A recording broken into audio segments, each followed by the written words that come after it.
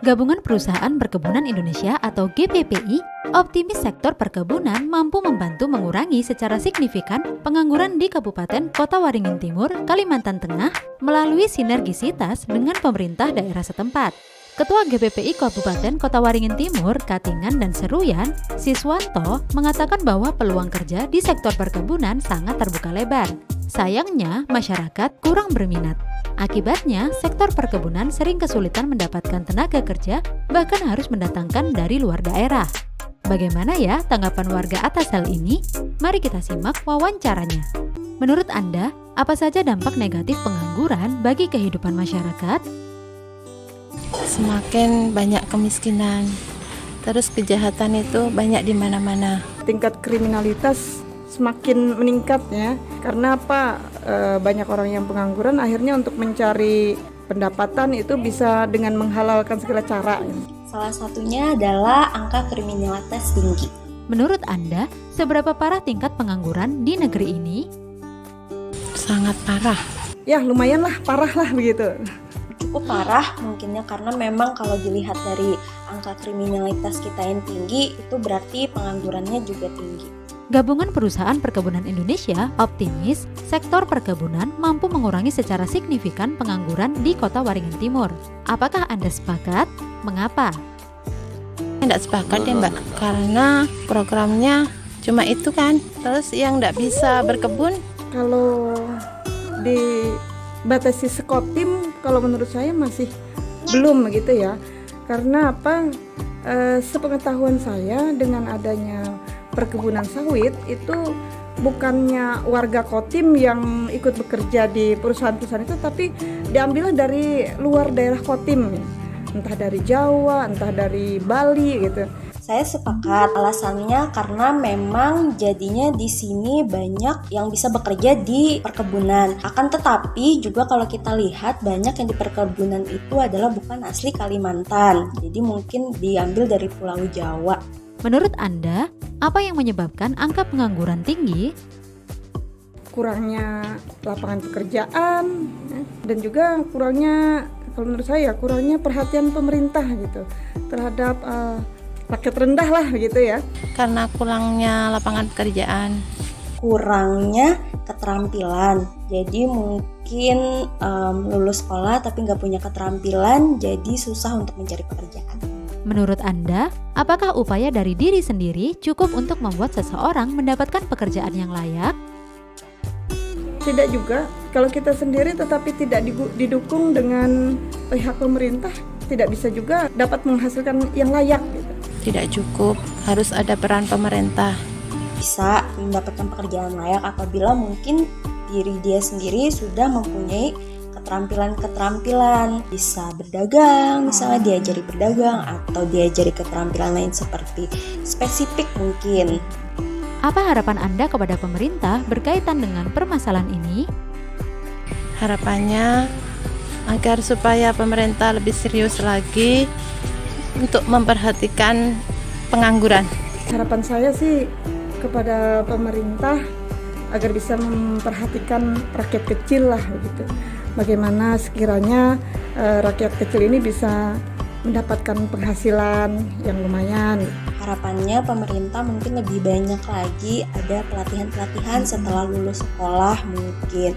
Apabila memang setelah SMA dia tidak melanjutkan, itu lebih baik adanya kursus-kursus keterampilan-keterampilan yang memang mereka minati. Mungkin masyarakat memiliki pertimbangan sendiri sehingga tidak berminat bekerja di sektor perkebunan ya. Bagaimana Islam memandang hal ini? Mari kita simak penjelasannya dari Ustazah. Jangan lupa buat like, komen, dan share video ini sebanyak-banyaknya.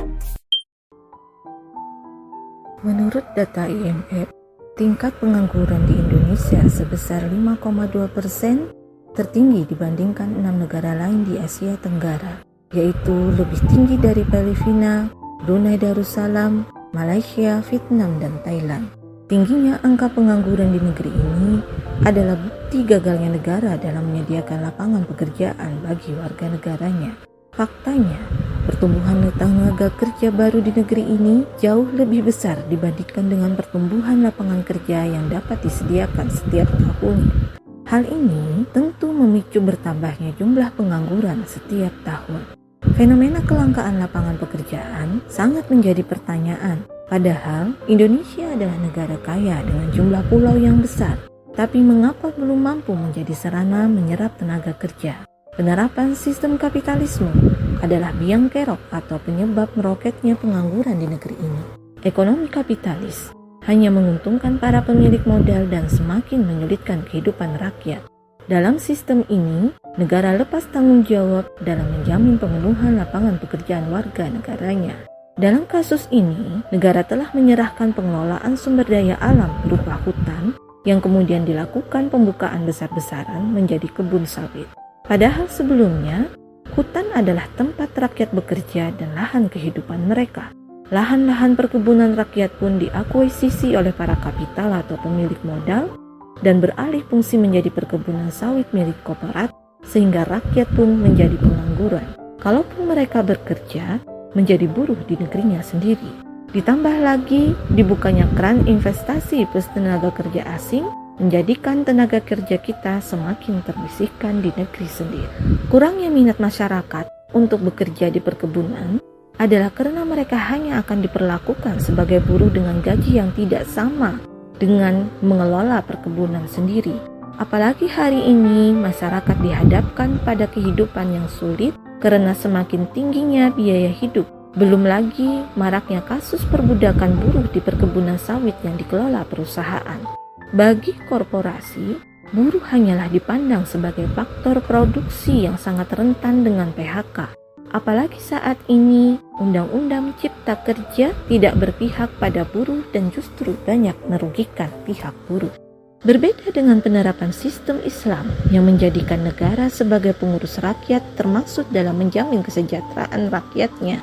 Negara Islam, khilafah, yang akan menerapkan aturan Islam dalam segala aspek kehidupan akan mewujudkan kesejahteraan dengan mekanisme yang sudah ditetapkan oleh syariat Islam.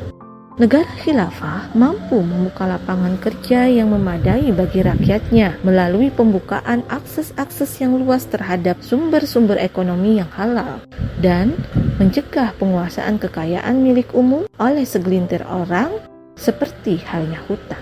Pengelolaan hutan hanya akan dilakukan oleh negara dan tidak ada perusahaan baik swasta maupun asing yang boleh diberi konsesi atasnya sebab status hutan adalah kepemilikan umum dalam pandangan syariat.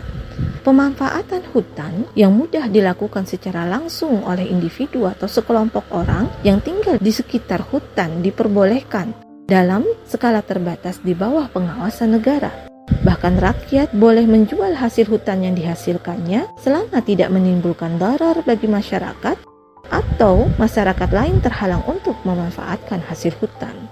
Ketentuan Islam terkait hutan ini tentu akan menjadi sumber mata pencarian bagi masyarakat. Bahkan, negara sangat mungkin mensupport dalam bentuk modal dan pembangunan infrastruktur. Iklim yang kondusif sangat dibangun oleh khilafah memberikan dukungan-dukungan nyata kepada rakyat hingga memudahkan mereka untuk bekerja.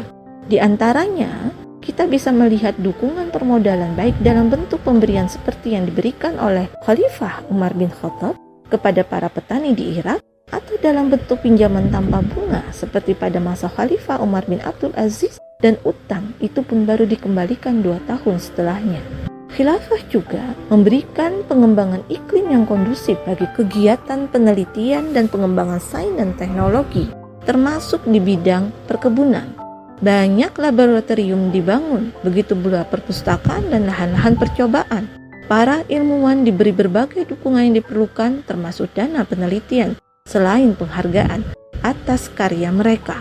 Kemajuan perkebunan tidak bisa diraih tanpa dukungan infrastruktur yang baik dan memadai. Ini pun sangat disadari betul oleh khalifah.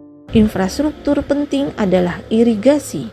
Khilafah Umayyah membangun jaringan irigasi yang canggih di seluruh wilayah. Khilafah juga membiayai pemeliharaan kanal-kanal besar untuk perkebunan. Air dari sungai Eufrat dialirkan hampir ke seluruh wilayah Mesopotamia atau Irak sekarang. Sedangkan air dari Tigris dialirkan ke Persia. Negara juga membangun sebuah kanal besar yang menghubungkan 2 sungai di Baghdad. Kekhilafahan Abbasiyah pengeringan rawa-rawa agar digunakan untuk menciptakan pekerjaan bagi rakyatnya. Demikianlah cara khilafah mengatasi persoalan pengangguran, tentu sangat jauh berbeda dengan apa yang dilakukan sekarang.